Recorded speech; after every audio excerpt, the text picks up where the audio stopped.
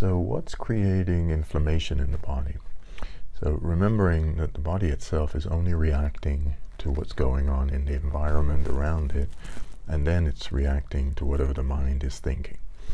So if we have stress, anxiety, depression, overstimulation, exertion, anything that's creating heat will translate from the mind into the body as excess heat. The first place it goes is digestion. And that's the first place where we're digesting toxicity, food, nutrition, anything that goes into the body. So if we want to bring inflammation down, first thing we do is start to regulate the mind and what the mind is thinking about. This is where we use meditation, and we use pranayama practices, breathing practices, morning routine, cleansing, like shat karmas, when you're doing your neti part and things like that. So think about inflammation as body is getting inflamed, excess heat. It can't deal with that heat. So inflammation starts to form in the weakest part of the body. And that's usually the digestion for most people.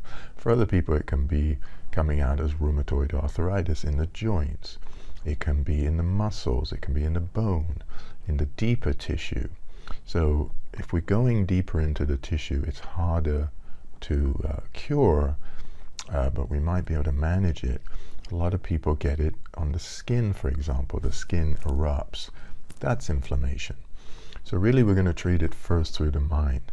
So yes, we are taking different types of herbs like neem, for example, inwardly to help cool the body. We may put things like aloe vera on the skin itself to help topically cool it. But we're going to have to bring the heat in the mind, so to speak. So that forcefulness, that overworking, that overexertion, that over-exercising, whatever you're doing, which is doing it and putting it, the body under stress, we're going to bring that down. And that's done through meditation practice, for example, sitting quietly, creating stillness, because the opposite of movement is stillness. And just think, if you do have inflammation, it's only going to get worse if you keep moving, right? So the mind is what needs to be regulated, and it's also part of how do we think. Why do we think the way we are? And why are we pushing ourselves all the time, which is creating that excess heat? That's the root cause. That's the root cause of our inflammation, not just the surface stuff. So when we treat the inflammation itself, we're treating the reaction, and not the root cause, but we're treating the symptom of trying to get rid of that inflammation.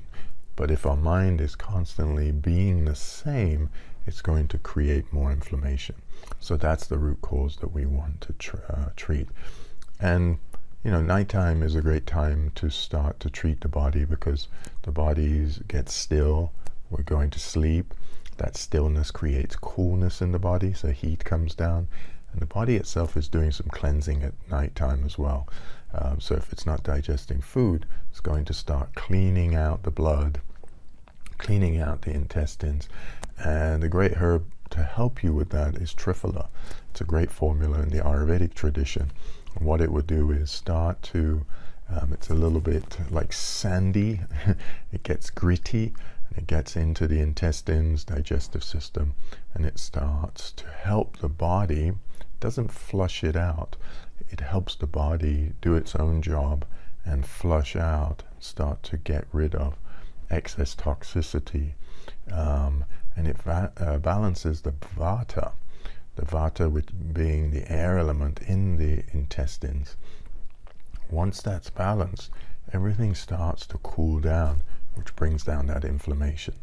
So I would consider, if I were you, starting to use triphala at nighttime and putting it into the diet, and especially when you go to sleep, because that's the time it's going to help to cool down the body, cleanse it. So when you wake up in the morning, you're feeling much better and you're feeling cooler, and you'll notice that the inflammation has gone down.